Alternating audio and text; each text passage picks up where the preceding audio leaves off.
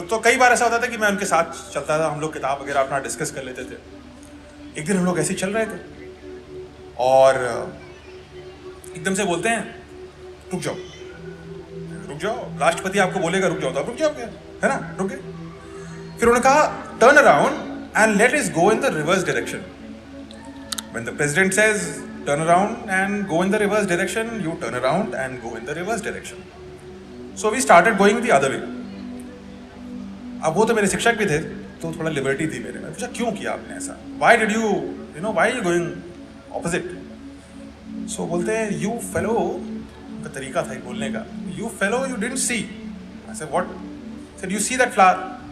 तो एक गुलाब का फूल बाहर लटक रहा था।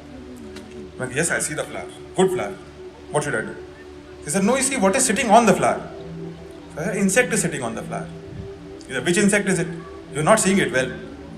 He said, this is a honeybee. Honeybee. What is the honeybee doing? The honeybee is doing hard work. The honeybee is collecting honey.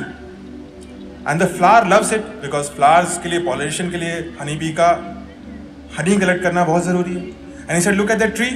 That tree has got the hive. The honeybee is collecting hive for his family. It is doing hard work. You have no right to disturb people who are doing hard work.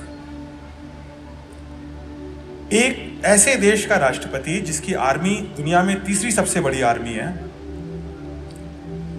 वो व्यक्ति जो उसका supreme commander रह चुका है, वो एक छोटे से मधुमक्खी काम कर रही है जो उसके प्रति संवेदना रखता है, कंपैशन रखता है और उसके लिए अपना रास्ता बदलने को तैयार रहता है।